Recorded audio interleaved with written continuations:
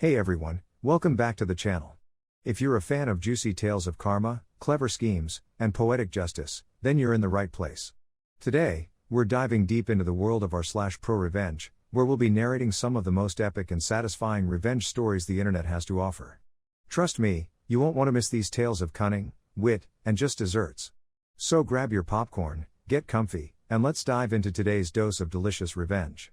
Don't forget to hit that like button if you enjoy, and subscribe for more stories every week. Let's get started. The office thief gets a taste of his own bitter medicine. Back in 2010, I joined a mid-sized corporate firm in the heart of New York City.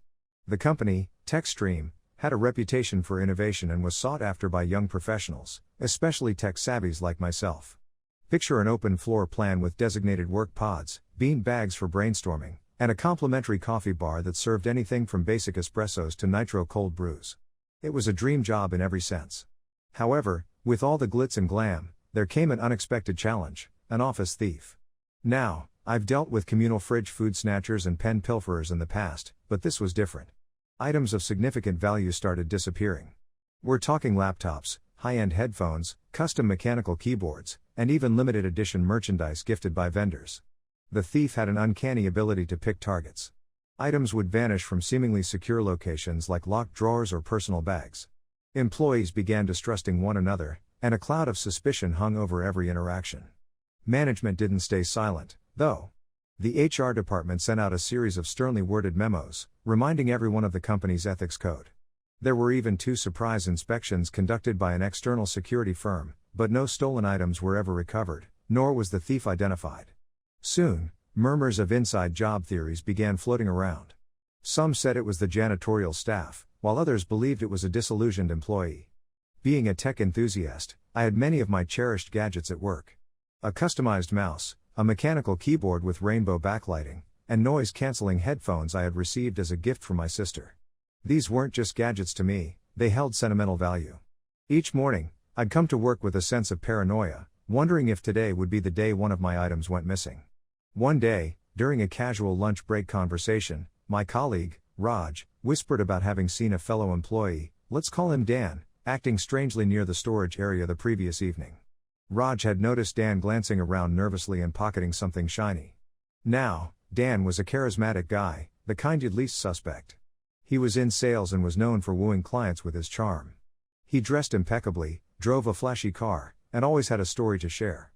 But Raj's observation was not enough to point fingers, and without evidence, it was merely hearsay. However, the seeds of doubt were sown. Raj's observation made me wonder if Dan was the infamous office thief.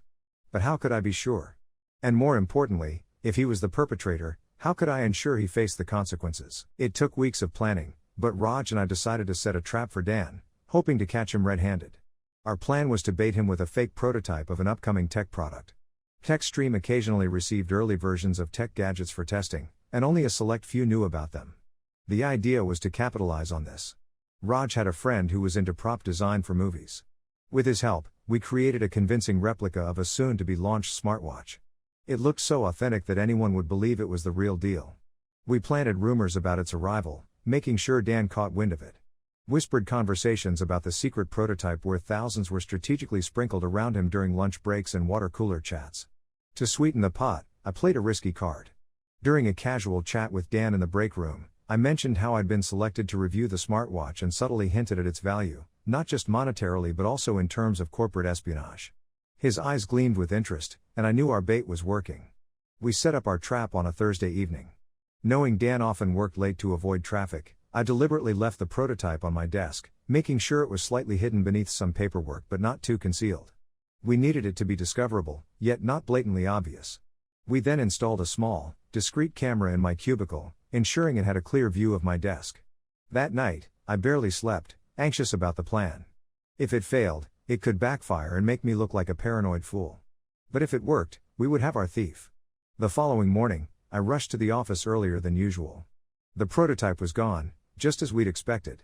Raj and I immediately checked the camera feed. The footage showed Dan sneaking into my cubicle late in the evening, looking around to ensure no one was watching. He then discovered the smartwatch, pocketed it, and swiftly left the area. We had him. But the video itself wasn't enough. If Dan discarded or denied the prototype, It would be our word against his. We needed the fake smartwatch back as tangible evidence. We had anticipated this. The prototype was equipped with a tiny GPS tracker. Using Raj's laptop, we traced the location of the smartwatch to Dan's residence. The decision to involve the police was tricky since we had baited him, but considering the series of thefts, we felt it was justified. With our evidence in hand, we approached our HR department. The look on their faces when they saw a senior sales executive, a star employee, stealing from a coworker was a mix of shock and disbelief. They promptly informed the upper management. To avoid a scandal and to give Dan a chance to come clean, the company decided to confront him in private first. Dan was called into a closed-door meeting with the HR and top management. Raj and I waited outside, adrenaline rushing.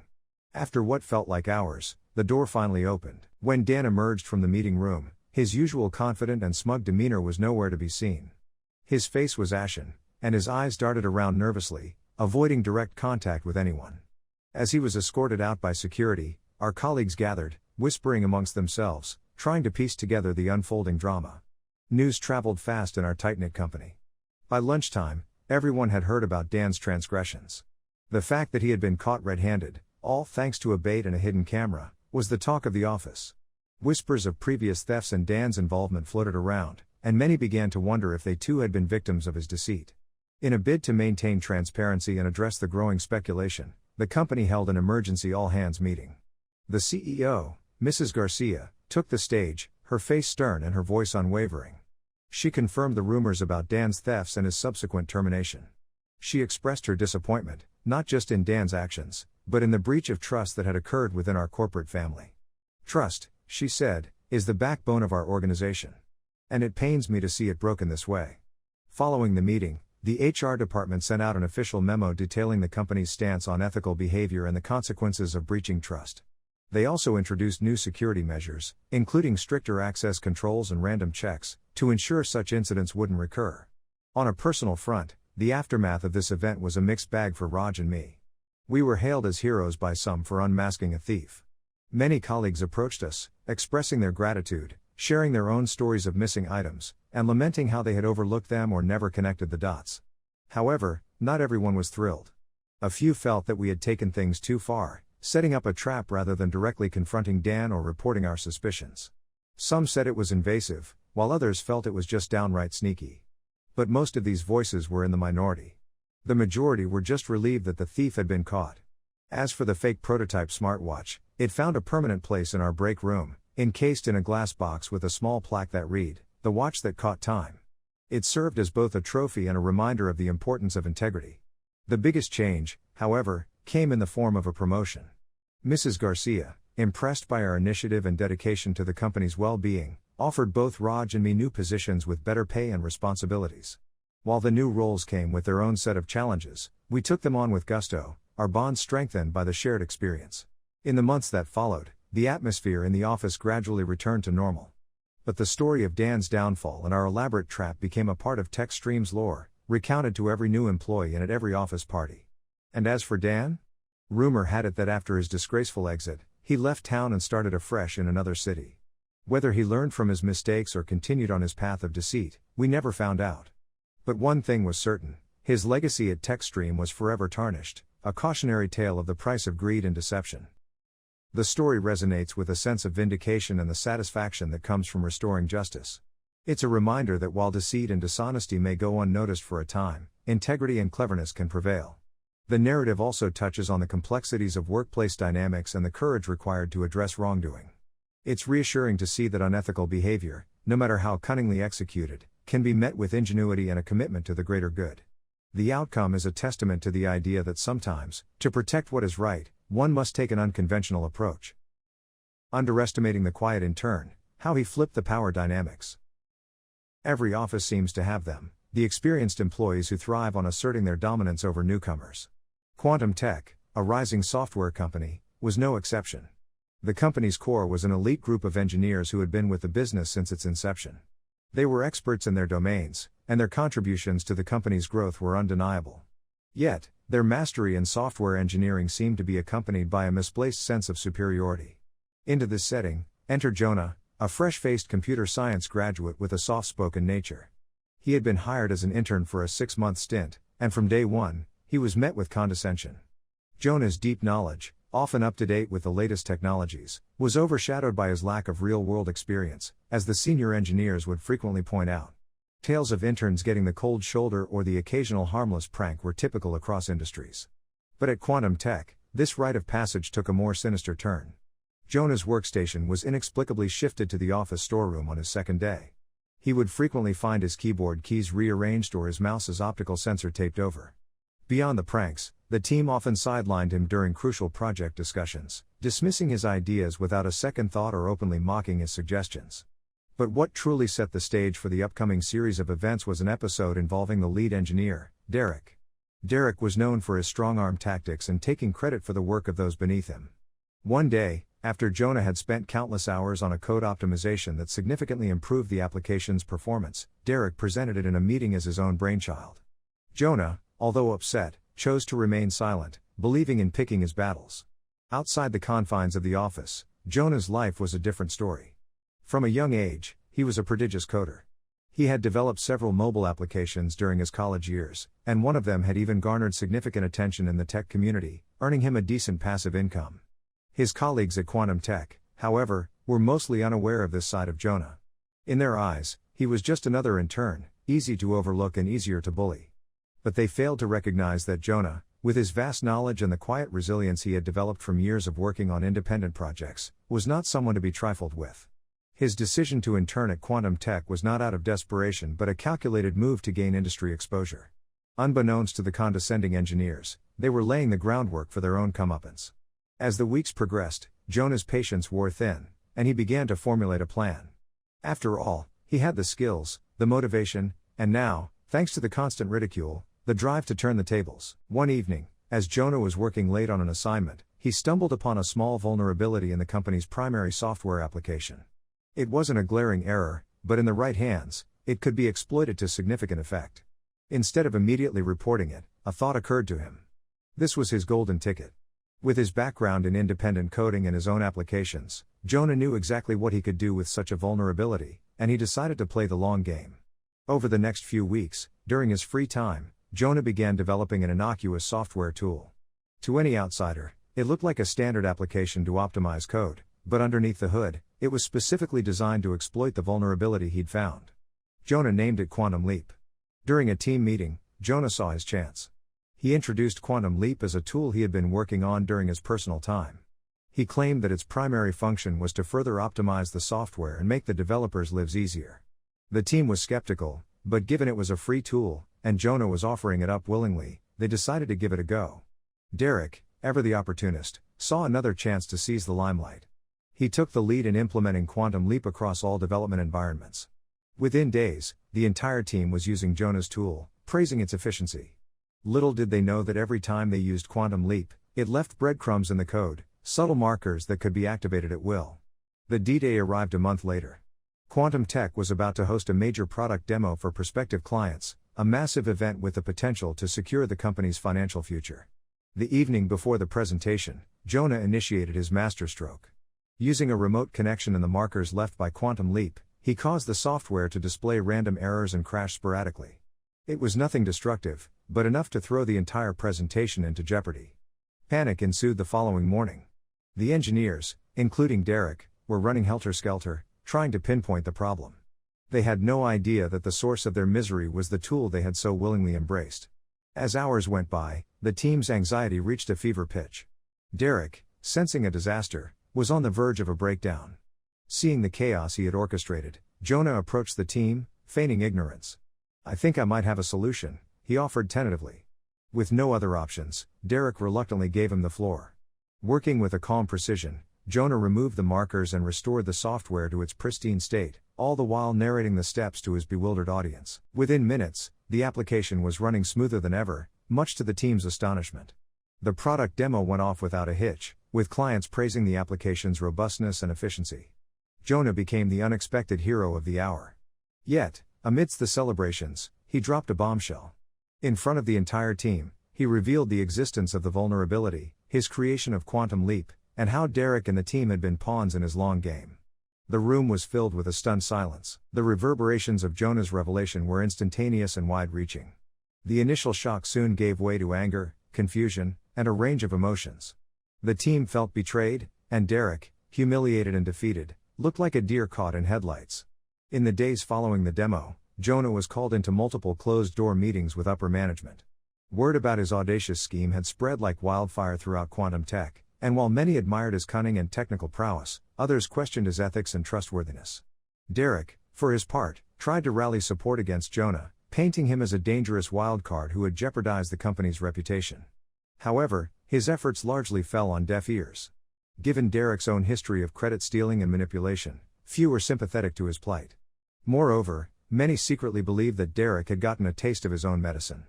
The company's CTO, Mrs. Lorraine Blackwell, a shrewd woman known for her fair yet firm approach, took charge of the situation. After a thorough investigation and numerous discussions, she came to a decision. Jonah was called into her spacious corner office one evening, the city skyline painting a dramatic backdrop. "You have a brilliant mind, Jonah," Mrs. Blackwell began, her voice measured. "Your technical acumen is unmatched in this company. But what you did was reckless and could have had severe consequences." "Why?" Jonah, looking straight into her eyes, responded, "I wanted to make a point, not just about the vulnerability, but about the toxic environment here. I took a risk, yes, but sometimes, to bring about change, one has to shake the system." Mrs. Blackwell considered his words for a moment.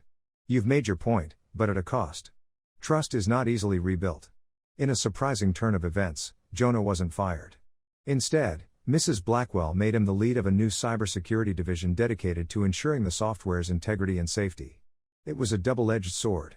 While it was a promotion of sorts, the role came with its own challenges. Jonah would be under intense scrutiny, and any misstep could spell the end of his career at quantum tech. Derek, seeing the writing on the wall and his influence waning, chose to resign. Rumor had it that he took up a middle management role at a smaller tech firm across town. The general sentiment was one of relief. His departure was seen as an end to a tumultuous chapter. Over the next year, Jonah worked tirelessly. He mended bridges, tightened security, and mentored younger staff. The once disgruntled team began to see him not as a saboteur but as someone genuinely invested in the company's success. Slowly, respect was earned, and trust rebuilt. Quantum tech, having learned a valuable lesson, introduced a range of measures to ensure transparent and open communication. Employees were encouraged to voice concerns without fear of retribution, and credit was given where it was due. Jonah's unconventional revenge had left an indelible mark. It had exposed the frailties of the system and had set quantum tech on a path of self-improvement. While his methods were debated long after the incident, one thing was for sure: Jonah had changed the company's course for the better, ensuring that talent and integrity would never again be overshadowed by deceit and ego. This story stirred a mix of emotions. It's a classic underdog tale with a twist, where intellect and patience triumph over arrogance and mistreatment. It's satisfying to see someone who's underestimated use their talents to turn the tables, but it also raises questions about the right way to address workplace issues.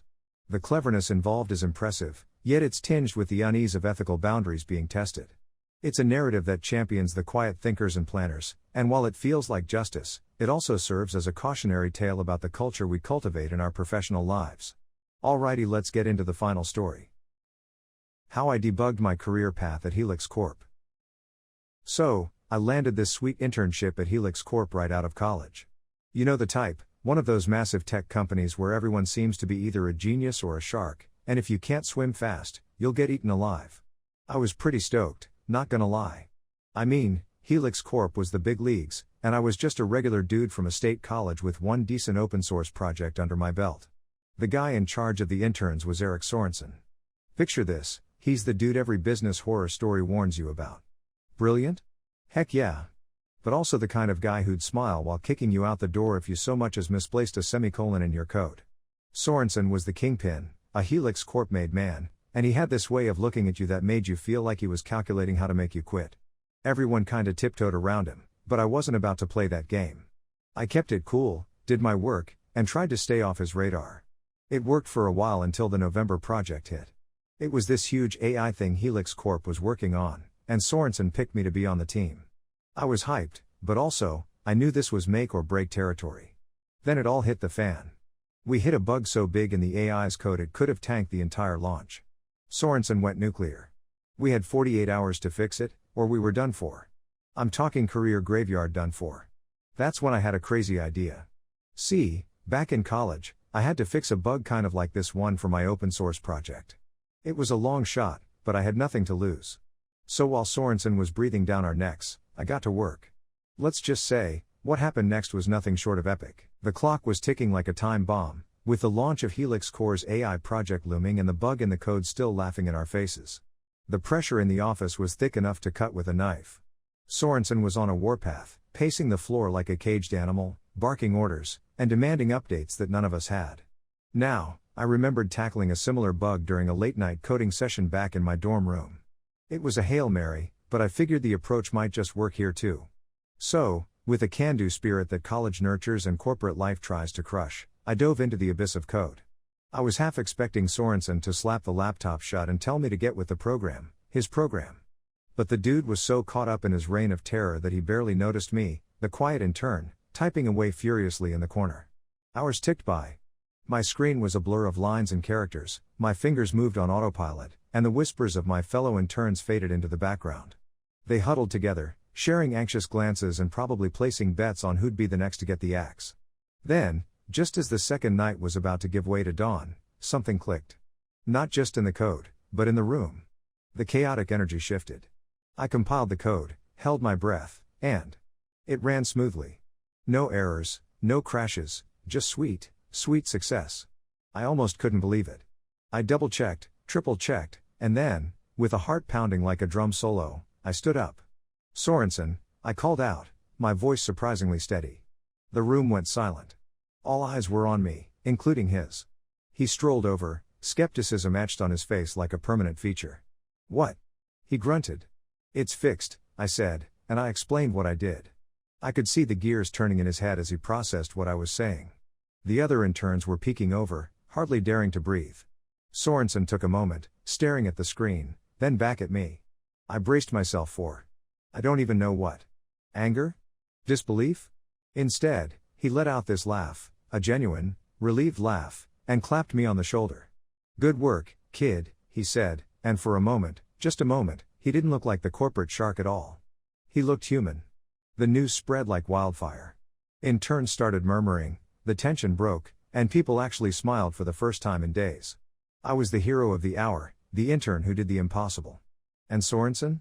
Well, he never did apologize for being a terror, but he gave me a nod of respect. That's like a full-on bear hug in Sorensen language. But the best part? The story doesn't end there. The buzz in the office post-bug fix was electric. Interns were whispering at their desks, senior devs were raising their eyebrows in impressed disbelief, and for once, there was a sense of camaraderie in the air. Word got around quick, and soon enough, the intern who saved the project became my new, unofficial title. Sorensen, notorious for never doling out praise, had given me the nod. That nod was like the unofficial Helix Corp Medal of Honor. It didn't just earn me respect, it changed the game for me. I wasn't just some college kid to them anymore, I was the one who'd pulled Helix Corp back from the brink of a multi-million-dollar disaster. And just when I thought things would go back to the usual grind, the CEO, Jonathan Helix himself, called me into his office. Walking into that room was like stepping onto a new planet. He was nothing like Sorensen. He had this calm, collected presence that immediately put me at ease. Your work on the November project has not gone unnoticed, he said, leaning back in his chair. We need thinkers like you, people who don't just follow the code, but who see through it. Boom. Just like that, my internship was upgraded to a full-time position.